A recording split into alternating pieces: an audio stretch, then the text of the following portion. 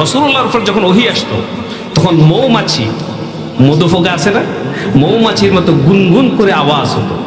সুবহানাল্লাহ বলে। এই কোরআন যখন নবীজির উপর নাজিল হতো তখন সাহাবাই কেরাম যারা কাছে থাকতেন, হযরত উমর বলছেন, আমরা শুনতাম নবীজির উপর যখন ওহী নাজিল হতো তখন গুনগুন কি যেন একটা শব্দ, মৌমাছির আওয়াজের মতো না আওয়াজ শোনা যেত। হযরত উমর বলছেন, এই আওয়াজটুকুন শোনার জন্য আমরা অপেক্ষায় ছিলাম। একদিন যখন রাসূলুল্লাহর উপর ওহী নাজিল হতে শুরু করলো তখনই এই মৌমাছির গুনগুন শব্দ শুনতে লাগলো।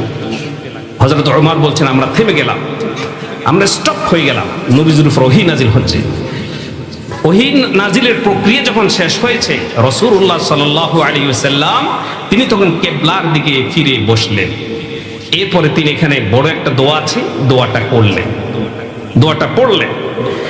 তারপরে নবীজি সাহাবীদেরকে বললেন, ও সাহাবীরা শোনো, এই মাত্র কোরআনে কারীমের 10টি আয়াত আমার উপর নাজিল হয়েছে।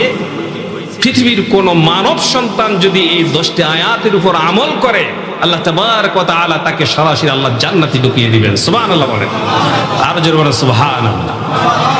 10টা আয়াতের প্রথম আয়াত হচ্ছে ক্বাদ আফলাহাল মুমিনুন। এটা হচ্ছে 18 নম্বর পারা সূরা মুমিনুনের প্রথম আয়াত। আল্লাহ রাব্বুল আলামিন বলেন, ক্বাদ আফলাহাল মুমিনুন,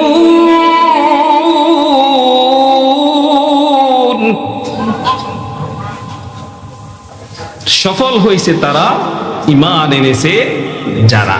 এই পৃথিবীতে সব মানুষ সফল নয়, পৃথিবীতে সফল হয়েছে তারা ঈমান এনেছে যারা। আমরা সকলে এখানে ঈমানদার তো ইনশাআল্লাহ। ঈমানের বলে বলিয়ান হয়ে আজকের এই মাহফিলে আমরা উপস্থিত হয়েছি। সুতরাং কোনো বেঈমান আমরা এখানে আসি নাই, ন্যূনতম ঈমান হলো আমাদের আছে। আল্লাহ পাক বলছে, ক্বাদ আফলাহাল মুমিনুন, সফল হয়েছে তারা ঈমান এনেছে যারা। অর্থাৎ ঈমানদাররাই সফল।